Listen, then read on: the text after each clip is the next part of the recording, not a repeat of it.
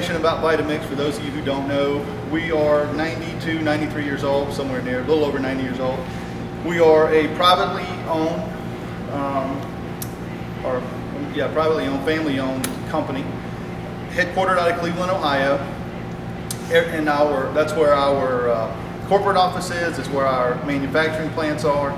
And everything we do, all little parts that we get to make these blenders come from within about a 100-mile radius of Cleveland. Vitamix is not considered an entry-level blender. We are on the premium side of blenders. So you probably sell some blenders that really are going to have a different customer base than what we would, or the type of people that would seek us out. A couple of differences are the containers. In some of the containers we have, our containers are usually you'll go through one of ours in about the same time period you go through maybe 3 or 4 of one of our competitors. The other part of ours is the blade assemblies in our containers. The ones that I'm aware of in our competitors' blade assemblies, they have one set of ball bearings that wraps around the shaft of the blade assembly to hold that blade in place while it's spinning. So if you can imagine, you've got one ring. Like if this was the shaft, you've got one ring holding it. So when those blades get going around, I know ours goes about the equivalent of 240 miles an hour when it's spinning at top speed. So you imagine if you've just got one set of ball bearings holding it, it's going to begin to wobble, and that's where a lot of problems come in. So if the blade assembly goes bad, you got to throw the whole thing out and get a whole new container.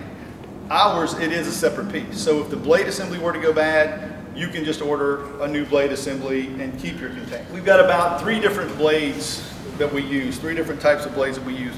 We have an ice blade, a wet blade, and an advanced. All of our blades are laser sharpened, so they never need to be resharpened. One of the primary differences in the way our blenders operate as compared to most of our competitors.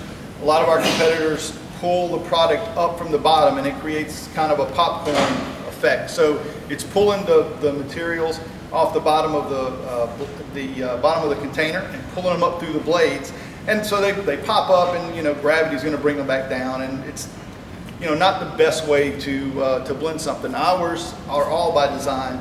If you've ever seen one of ours work, you'll notice that it creates a vortex in the middle. Well, ours pulls from the top and actually pulls all the particulates that you're blending into the blades. And then the last piece that I've got with me to talk about is drive socket. This is the one piece that's going to break on a Vitamix machine more than any other, and that's by design.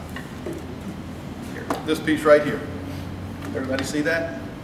This piece wears out a lot, especially if you've got people that are misusing it. They're putting a container in before it stops, or they're taking a container out before it stops. That's going to grind these teeth down. And when these teeth get ground down, this thing can be spinning, and that blade may not be turning at all. So, you just remove it. It's about a 5-minute process. The reason they're designed to break is if for some reason it froze up, for whatever reason, or the container was sitting there crooked or something, we can make this thing where it would just be a metal piece attached to it, and it would just turn and turn and turn. But eventually, what's going to happen is it's going to tear the motor up. So we figured it's easier to make this thing to break, so it just breaks away. It's easier to replace a $5 or $10 piece than it is a whole motor.